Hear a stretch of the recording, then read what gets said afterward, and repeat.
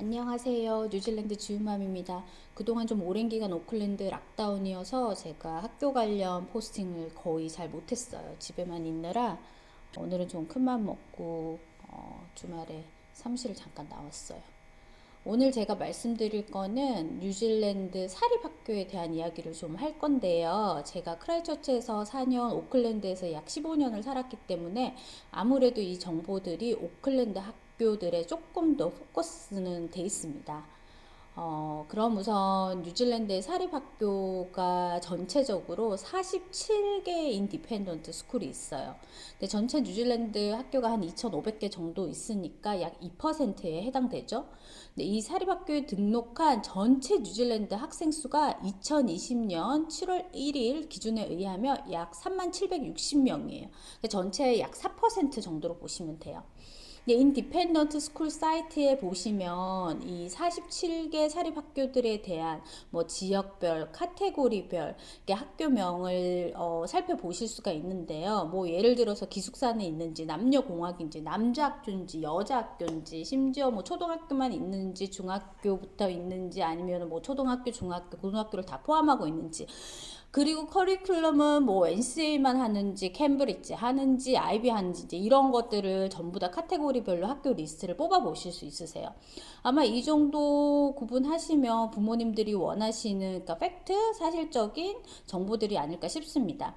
그래서 원하시는 그 교집합들을 찾으셔서 학교를 추려내면 어느 정도 학교 리스트들이 나오겠죠? 그러면은 나의 어떤 디멘즈와 그리고 나의 아이의 성향과 이렇게 맞는 학교들을 조금 찾으시기 쉽지 않을까라는 생각이 듭니다.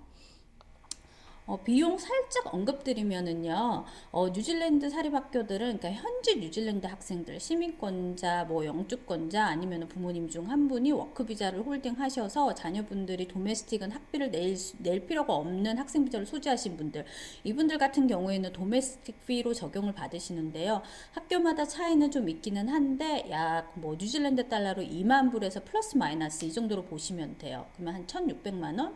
초등학교는 좀 싸고 고등학교는 조금 비싸죠.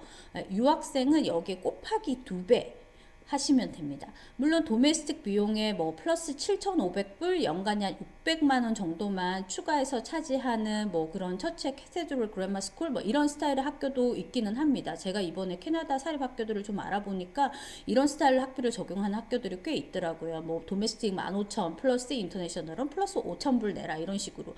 제 개인적인 생각은 이런 비용이 조금 합당하지 않나 라는 생각이 들긴 한데 어쨌든 전체적으로 뉴질랜드 사립학교 비용을 인터내셔널 학생들이 살펴보시면 약 4만 불에서 플러스 마이너스 정도 보시면 됩니다. 그리고 기숙사 비용은 도메스틱이나 인터내셔널이나 전체적으로 비용이 동일해요. 그래서 뭐 연간 15,000에서 2만 불 정도? 네, 이 정도로 보시면 돼요. 그러면 유학생이 사립학교 기숙사 보딩스쿨 보내려고 하면 미니멈 6만 불 정도가 필요하겠죠. 거기에 교복이라든지 뭐 디파지 이런 거 비용 등등 네, 예치금 뭐 이런 거 생각하시면 돼요. 이 비용에 대해서 좀 뭐 충분하다, 어포드블 하신 부모님들은 그냥 사립학교를 이제 하나씩 알아보시면 되는데, 물론 저 역시 둘째가 태어나기 전에 첫째를 이제 저희 맞벌이니까 쥐어짜서 그거 애도 이렇게 다양한 거 하는 거를 좋아하기 때문에 사립학교를 한번 보내볼까라고 생각을 하지 않았던 것은 아니에요. 근데 아마 저 같은 입장의 부모님들이 좀 더 많지 않을까요? 근데 이제 저희 같은 경우는 그러면은 과연 그 돈을 내고 정말 사립학교 돈값을 할까에 대한 퀘션 마크가 굉장히 많이 붙을 거라고 생각을 해요. 물론 사립학교가 좋다는 거에는 뭐 변함이 없어요. 뭐 좋다라는 이런 얘기에는 뭐 시설, 그리고 프로그램, 선생님들 퀄리티, 그리고 학생들의 수준, 그리고 여기 뉴질랜드 사람들이 사립학교를 보내고자 하는 가장 중요한 이유는 많은 오퍼튜니티. 그러니까 아이가 할 게 굉장히 많죠. 뭐 엄마가 뭐 따로 뭐 예능이나 아니면 뭐 체육, 그룹 활동 이런 거를 따로 알아보실 필요 없이 그냥 학교에서 쫙쫙쫙쫙 진행이 되니까 이런 거에 대한 어떤 기회에 대한 접근성 때문에 사립학교를 보내는 경우가 굉장히 많아요.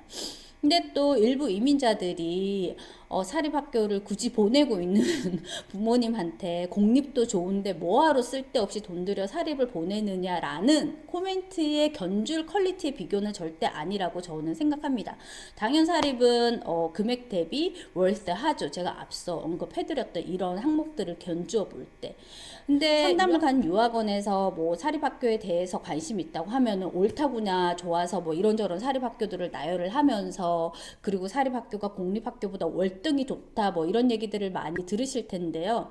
유학원에서 사립을 보내면 프로핏이 많이 남아서 그런가? 아니면 진짜 좋아서 그런가? 그런 거에 대한 약간 의심 아닌 이런 의문들도 들 수는 있으시죠. 네. 근데 이런저런 장점에도 사실은 불구하고 제가 걱정하는 현재 이 시점에 뉴질랜드 사립학교 조금 더 포커싱 되면 오클랜드 사립학교들 정말 이대로 괜찮나 싶은 이유는 딱 하나지, 딱 한 가지. Too many Chinese예요. 그러니까 so many가 아니라 too many예요. 많아도 너무 많아요. 근데 이 부분들이 어떤 그 지금 앞서 언급했던 그런 장점들을 한 방에 확 휘어갈 수 있는 단점으로 자리 잡기 시작했어요. 네. 제가 지금 뭐 이렇게 사실 이제 뭐 유학업을 이제 한동안 쉴 거라고 생각을 하고 이것저것 눈치 안 보고 그냥 하고 싶은 얘기를 다 하기로 결심을 했기 때문에 뭐 그 학교 마케팅 선생님과의 관계 뭐 이런 거 별로 개의치 않고 저의 개인 의견을 넣기로 했어요. 근데 지금 그럼에도 불구하고 학교 이름을 이렇게 크게 넣을 수는 없을 것 같아요. 근데 이 그 Ministry of Education의 그 학교들마다 어떤 인종 분포에 대한 이런 도표를 보면은요, 이게 가장 최근 통계가 2020년 7월이에요. 자, 그러면 북쪽에 있는 학교들을 보면 전체 인원 중에 토탈 학생들의 인원줄 중에 아시안 비율이 50%를 차지를 하고 그리고 유러피안 뭐 이렇게 나머지들이 한 50% 정도를 차지를 해요. 뭐 여기만 봤을 때 뭐 어차피 돈 많은 중국 사람들 사립에 많이 보내는 건 비단 뉴질랜드만의 문제가 아니니까 크게 상관없다고 저도 생각을 해요. 뭐 굳이 한 40%뭐 이 정도까지 조금 억셉트블 하다고 보죠. 근데 이걸 학년별로 조금 브레이크다운해서 보시면은요. 저학년에는 정말 80% 아니 90% 어떤 학교들은 사립학교들 중에 명문 중에 유러피안이 단 한 명도 없는 저학년의 사립학교들이 있어요. 근데 물론 노스가 조금 에이시안이 많이 살고 있는 지역이기 때문에 이런 부분도 있지만 이게 또 센트럴로 내려오면 그렇느냐 또 그렇지는 않아요. 그러니까 유일하게 생컨티간 보이즈처럼 인터내셔널 아예 학생을 받지 않은 사립을 빼고는 전반적으로 키들조차도 차이니즈 스쿨이야 할 정도로 중국 학생들이 좀 많이 있습니다. 그래서 제가 또 하나의 희망적인 건 고학년으로 올라갈수록 유로피언 학생들이 조금 더 많기는 해요. 그러니까 주위에 뭐 이렇게 뉴질랜드 사람들 보통 7학년이나 9학년 때 사립으로 보내는 부모님들이 꽤 있으시거든요. 그러니까 약간 뭐라고 해야 되지? 초등학교 저학년 같은 경우에는 반도 뭐 한 반, 두 반 이렇게밖에 소규모로 운영되다가 7학년 때부터 반도 많아지고 새로 유입되는 학생들도 많아지고 하니까 국적 비율이 조금 많이 나아지는 경향은 있기는 해요. 근데 여기서 뭐 어차피 중국 학생들도 여기서 다 태어났고 영어로 대화하고 공부하는데 전혀 문제 없는데 근데 그게 많은 게 왜? 라고 질의를 하실 수도 있으세요. 저도 처음에 그렇게 생각을 했으니까요. 근데 단순히 Y의 논의를 떠나서 뉴질랜드까지 왔는데 아무리 영어를 모국어처럼 한다고 해도 수많은 중국 학생들이 둘러싸여서 학교를 다니고 싶지는 않을 것 같아요. 근데 제가 부모인 심정에서 충분하게 이해를 하기 때문에 이 부분을 언급을 안 할 수가 없는 거죠. 근데 어차피 사립 학교들이 이런 상황이라면 저도 이제 중국 애들 사이에서 경쟁하면서 또 공부하는 것도 뭐 어때라는 긍정적인 마인드를 한때 가지고는 했지만 여기 계속 살수록 그리고 시간이 더 지날수록 too many Chinese는 결코 좋지 않다라는 생각을 그렇다고 제가 뭐 인종차별주의는 절대 아니에요. 근데 너무 한쪽으로 중국이 아닌 이상 여기는 뉴질랜드인데 국적이 몰리는 거 이건 아마 중국뿐만 아니라 뭐 인도나 다른 국적이 너무 많이 몰리는 것도 똑같은 반응을 가지고 왔을 수도 있을 것 같아요. 근데 또 한편으로는 아이가 학년이 조금씩 올라가면서 엑스트라 커리큘럼에 대한 디맨스가 좀 약해지고, 우리 아이가 조금 아카데믹에 포커스 돼 있어야겠네? 그래서 뉴질랜드에서만 시행하는 NCA는 이 아이에게 조금 난이도적인 부분이나 학업량이 좀 적을 수도 있겠다. 조금 더 챌린지한 코스나 인터내셔널 커리큘럼을 공부를 시키고 싶다. 이럴 때는 사실 9학년이나 또는 아니면은 조금 더 늦기 전인 뭐 11학년? 이럴 때부터 사립을 보내는 것도 굉장히 좋은 시너지를 아이에 따라서 가지고 올 수 있다라는 생각은 저도 지금 조금 들기는 해요. 제 아이가 이어 7인데 나중에 11학년 때 뭐 이렇게 아이비나 캠브리지가 있는 학교로 보내는 것도 좋겠다라는 생각을 최근에 많이 하기는 했거든요. 더군다나 대학교를 뉴질랜드나 호주에 국한되지 않고 뭐 영국이나 미국, 그리고 한국에서 오신 유학생분들 같은 경우에는 뭐 한국이나 뭐 싱가폴 뭐 이런 데로 생각하실 때도 인터내셔널 커리큘럼을 가진 사립학교들의 고학년에서 공부를 하는 거는 어떤 뭐 중국 학생이 많고 적고를 떠나서 장점을 가지고 올 수 있는 거는 같기는 해요. 부모님이나 학생들에 따라서 이 사립학교를 보내시는 이 포커스가 가장 큰 목적이 물론 다르시겠지만, 저는 사립학교들이 가지고 있는 가장 큰 파워는 인터내셔널 커리큘럼이라고 생각하는 부모 중에 한 명이거든요. 특히 고학년으로 갈수록. 그러니까 여러분들께서 많이 알고 계시는 인터내셔널 바칼로레아, 그 45점 만점에 뭐 43점이면 멜번 의대도 가고 뭐 예전에 뭐 이렇게 했던 그 아이비 프로그램 디플로마 고학년 레벨을 가지고 있는 뉴질랜드 사립학교들이 총 11개가 있어요. 그 중에 지금 이 인디펜던트 스쿨이라는 홈페이지는 ACG 파넬 칼리지가 그 리스트에서 빠져 있어요. ACG는 영국 재단이어서 원래 전통적으로 캠브리지 프로그램을 추구하는 학교 중에 하나였는데, 워낙 IB를 요구하는 국제 학생들이 많아지면서 ACG 파넬 칼리지에서 몇 해 전에 IB 디플로마를 시작하기로 했죠. 그래서 지금도 운영이 되고 있죠. 캠브리지랑 아이비를 같이 동시에. 그러다 보니까 이 홈페이지는 좀 업데이트가 안 된 것 같아요. 그러면 이 11개의 사립학교 중에, 아이비를 가지고 있는 11개의 사립학교 중에 오클랜드에 있는 학교가 6개, 그리고 웰링턴 3개, 그리고 크라이처치의 여자 사립학교 샌마그렛 1개, 그리고 캠브리지 1개. 그렇게 되면은 크라이처치에서 남학생이 아이비를 할 수 있는 사립학교의 초이스는 없는 거죠.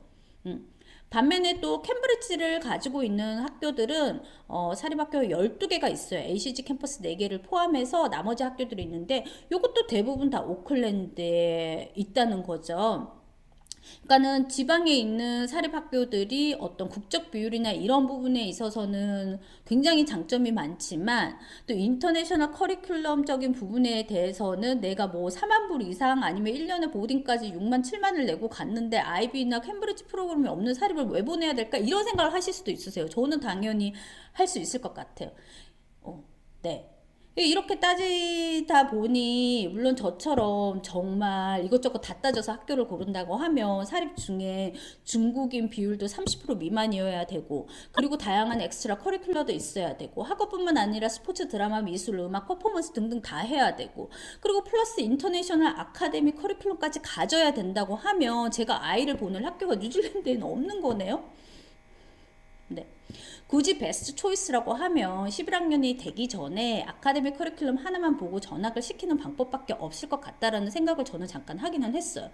그 전에 저학년 때 다양한 인종들과, 아니면 다양한 인종이라는 표현은 그렇지만 그래도 뉴질랜드에 왔으니 뉴질랜드스럽게 다양한 액티비티 하고, 그리고 영어가 정말 모국어인 그런 유로피안 아이들과 어울리면서 충분하게 여기에 문화랑 뭐를 인지하고 난 다음에 아이가 조금 아카데믹 적으로 조금 더 포커스해서 거기 좀 더 심화된 교육을 하고 싶다고 하면 뭐 9학년이나 11학년 때 국적이랑 상관없이 이런 스타일의 학교로 사립으로 옮기는 방법밖에 없겠군요. 제가 이런 생각을 잠깐 하기는 했어요. 근데 도시 이동이 말이 쉽지, 사실 첫 단추를 일단 깨고 나면 도시 이동이 그렇게 쉽진 않거든요. 거기에 유학생들 같은 경우에는 보딩까지 있어야 된다고 하면 사실 더더욱 초이스는 힘들지 않을까라는 생각이 들어요. 그럼 여기서 포기할 거 포기하고 보낼 거면 굳이 연간 3만 불 내고 사립을 왜 보내겠어? 라고 말씀을 하실 수도 있어요. 부정하지는 않아요. 근데 당연 장점이 많은 학교들이긴 해요. 그래도 무조건 사립이 좋아요가 아니라 제가 여기서 이런 팩트를 말씀을 드리는 이유는 이런 얘기를 조금 해주는 사람이 있어야지 나중에 속았네 이런 게 아니라 이런 선택이 내가 알고는 있었지만 최선의 선택이 되었다라는 거를 조금 인지하시는 게 도움이 되지 않을까 해서 제가 현재 뉴질랜드의 사립학교들의 어떤 상황을 조금 영상으로 찍어봤어요. 어떤 어머님께서 오클랜드 공립학교들 중에 비용 사립만큼 비싸지 않고 기숙사도 있고 나중에 한국으로 대학교로 올 수 있는 아이비 같은 인터내셔널 커리큘럼도 있는 학교 소개해 주세요. 정답은 NO. 없죠. 그런 학교가 없죠. 사립도 이렇게 제 기준에서 완벽한 학교가 없는데 공립은 어찌 있겠어요. 네. 뭔가 하나를 포기를 하셔야죠. 네. 저의 작은 바람이 있다면 오클랜드 사립학교들이 중국 학생 비율이 조금 낮아졌으면 퍼펙트하지 않을까 이런 생각을 해봅니다. 그럼 또 아카데미 성취율이 낮아지려나요? 네. 이런 부분들은 조금 아이러니하죠. 네. 알수록 좀 더 어렵나요? 그렇지만 솔직한 지우맘의 뉴질랜드 사립학교에 대한 이야기였습니다. 시청해주셔서 감사합니다.